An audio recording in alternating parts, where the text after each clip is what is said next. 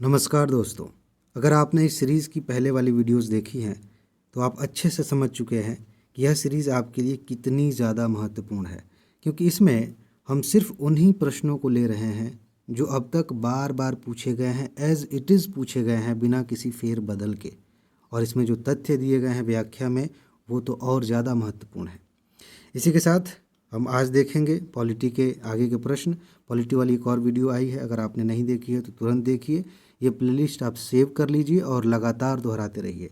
इस सीरीज़ की जो पीडीएफ नोट है वो फ्री में दी जा रही है। उसके लिए आपको क्या करना है, इसी वीडियो के कमेंट में जाइए, वहाँ पर स्टडी विद मास्टर ऐप का लिंक दिया गया है, उसे आप डाउनलोड कर लेंगे। फ्री सेक्शन में आप जाएंगे तो इसकी पीडीएफ मिल जाएगी, ताकि आपने जब वीडियो देख लिया है तो कुछ ही मिनटों में आप बार बार इसको रिवाइज़ कर सकें और इन तथ्यों को, प्रश्नों को अच्छे से तैयार कर सकें। और पहले भी मैंने कहा है कि चाहे कुछ भी छूट जाए, इस सीरीज़ का एक भी प्रश्न नहीं छूटना चाहिए, यह आपके दिमाग में छप जाना चाहिए। अब इसी प्रश्न को देखिए, लगभग 8 बार पूछा गया है। ध्यान से देखिए, भारत के संविधान की प्रस्तावना में कितने प्रकार के न्याय, स्वतंत्रता, समानता और भ्रातृत्व को का उसी क्रम में उल्लेख किया गया है? ठीक है, इस तरह से क्वेश्चंस पूछे जाते हैं और थोड़ा सा ये जटिल आप कह सकते हैं, लेकिन ध्यान रखना है कि कितने प्रकार की स्वतंत्रता है, कितने प्रकार के न्याय की बात की गई है। अगर आपने प्रस्तावना को अच्छे से याद किया है तो ही इसका उत्तर दे पाएंगे। फिलहाल मैं आपको बता देता हूँ, देख रहे हैं कितनी बार पूछा गया है, बहुत महत्वपूर्ण है, इसे आप याद कर लीजिएगा। बहुत अच्छा तथ्य है। आपको जो पीडीएफ नोट दी गई है आरओ की और पीसीएस वाली, उसमें भी ये तथ्य दिया गया है। बहुत सारे दोस्त मैसेज कर रहे हैं कि सर हमें सिर्फ आरओ की दे दीजिए, यूपी पीसीएस की 34 साल वाली नोट वो तो यूपी पीसीएस के लिए है। इस गलती में मत रहिए। जो यूपी पीसीएस की 34 सालों वाली नोट है वो आरओ के लिए भी बहुत ज़्यादा महत्वपूर्ण है, क्योंकि उसमें सिर्फ तथ्य हैं, वो तथ्य जो बार बार पूछे जा रहे हैं। ठीक है, उसमें भी ये बात दी गई है। भारतीय संविधान की उद्देशिका में क्या बात कही गई है? 3 प्रकार के न्याय की बात की गई है, सामाजिक, आर्थिक और राजनीतिक न्याय की बात की गई है। 5 तरह की स्वतंत्रता की बात की गई है, विचार की स्वतंत्रता, अभिव्यक्ति की स्वतंत्रता, धर्म, विश्वास, उपासना की स्वतंत्रता। ये इसी क्रम में आप याद कर लीजिए। 2 तरह की समानता की बात की गई है, प्रतिष्ठा और अवसर की समानता, भातृत्व और बंधुत्व की बात की गई है। ठीक है, इसके बाद आगे बढ़ते हैं। अगला क्वेश्चन देखिए, 26 जनवरी 1950 को भारतीय गणतंत्र की सही संवैधानिक स्थिति क्या थी? इस तरह लगभग इसी फॉर्मेट पे यूपीएससी ने भी क्वेश्चन पूछा गया है। 26 जनवरी 1950 की बात है कि उस समय संवैधानिक स्थिति क्या थी, यानी कि पूछा जा रहा है कि हमारी प्रस्तावना है संविधान की, उसमें कौन सी बातें लिखी गई हैं। आप जानते हैं कि उसमें संशोधन किया गया, चल के 42वां संशोधन, उसमें शब्द जोड़े गए, तो उनके पहले की बात की जा रही है। इसका उत्तर भी आप तभी दे पाएंगे जब आपको प्रस्तावना अच्छे से याद है। ठीक है, फिलहाल ये आप देख लीजिए। अगर मैं इसको पढ़ूंगा तो आप कंफ्यूज हो जाएंगे, क्योंकि शब्द वही हैं, थोड़े से आगे पीछे करके दिए गए हैं। तो इसको आप पढ़ सकते हैं, वीडियो को पॉज करके देखिए कितनी बार पूछा गया है। यहाँ देखिए, 42वें संविधान संशोधन 1976 के पूर्व भारतीय संविधान की प्रस्तावना में संपूर्ण प्रभुत्व संपन्न लोकतंत्रात्मक गणराज्य शब्दों का उल्लेख है, जो कि 26 जनवरी 1950 को भारतीय गणतंत्र की सही संवैधानिक स्थिति को दर्शाता है। बाकी यह प्रश्न पूछा गया है, हमने इसके बारे में काफ़ी चर्चाएं की हैं। समाजवादी, पंथ निरपेक्ष और अखंडता, ये 3 शब्द जोड़े गए हैं 42वें संविधान संशोधन 1976 के माध्यम से। ठीक है, इसके बाद आगे बढ़ते हैं। भारतीय संविधान का कौन सा भाग संविधान की आत्मा कहलाता है? कई बार पूछा गया है।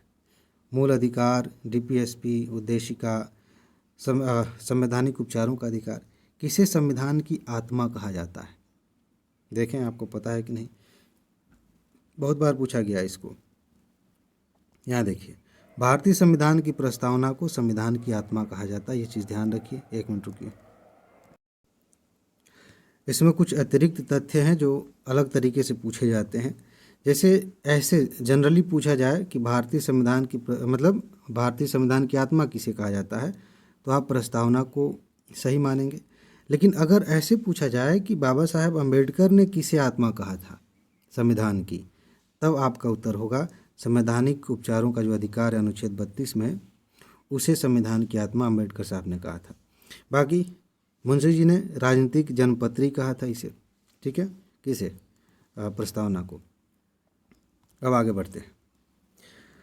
अगला क्वेश्चन देखिए, भारत के सर्वोच्च न्यायालय ने संविधान के आधारभूत ढांचे के सिद्धांत को स्पष्ट किया। ये कई बार आपको मिलेगा और यूपीएससी की परीक्षा में मिलेगा। किसी भी पीसीएस परीक्षा के पेपर को आप देखेंगे तो आपको वहाँ भी मिल जाएगा, ठीक है। अभी तो सिर्फ यूपी में ही इतनी बार पूछा गया, बाकी को जोड़ दें तो कम से कम 7-8 बार 10 बार आपको दिख जाएगा।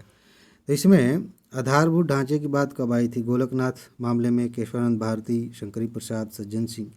अगर आपने गंभीरता से पढ़ाई की है 6 महीने भी, तो आपको उत्तर पता है, क्योंकि ये बार बार रिपीट होता है। इसका उत्तर हो गया बी। ध्यान से समझिए, संविधान की आधारभूत संरचना का तात्पर्य है संविधान में निहित उन प्रावधानों से है जो संविधान और भारतीय राजनीतिक और लोकतांत्रिक आदर्शों को प्रस्तुत करता है।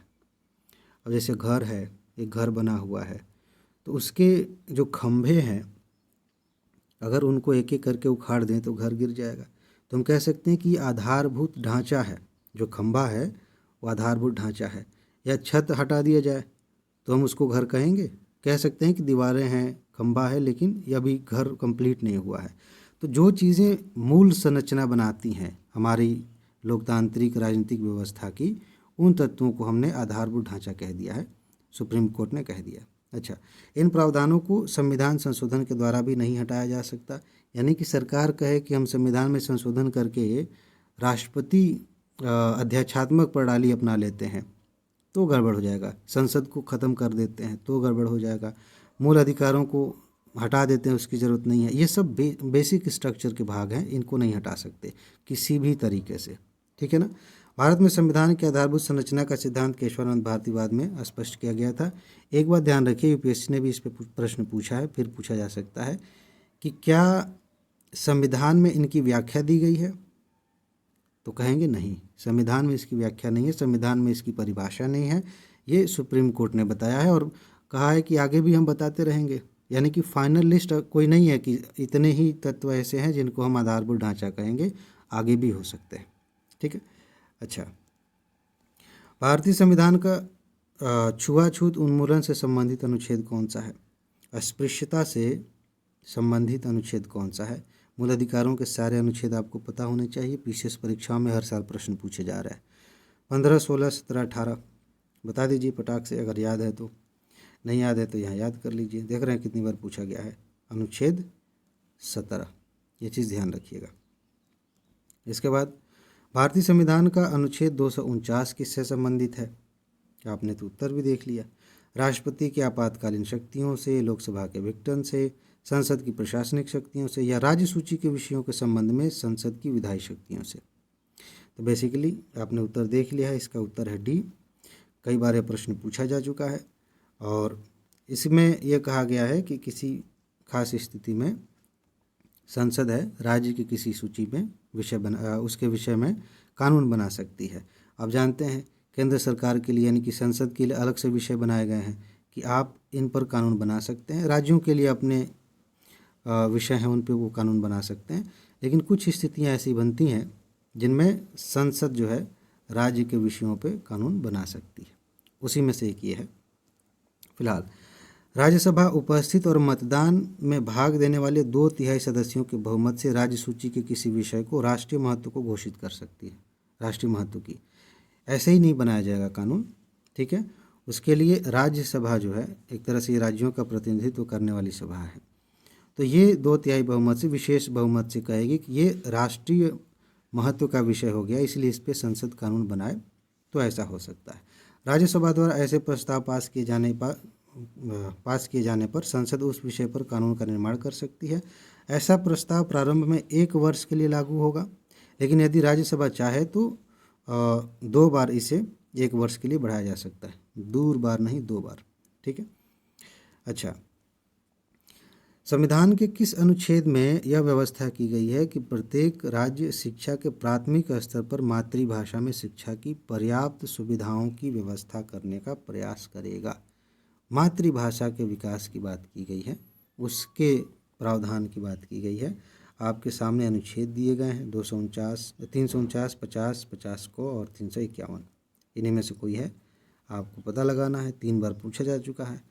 350 क, प्रत्येक राज्य और राज्य के अंतर्गत प्रत्येक स्थानीय प्राधिकारी भाषाई अल्पसंख्यक वर्ग के बालकों को शिक्षा के प्राथमिक स्तर पर मातृभाषा में शिक्षा की पर्याप्त सुविधाओं की व्यवस्था करने का प्रयास करेगा और राष्ट्रपति किसी राज्य को ऐसे निर्देश दे सकेगा जो वह सुविधाओं का उपबंध सुनिश्चित करने के लिए आवश्यक और उचित समझता है।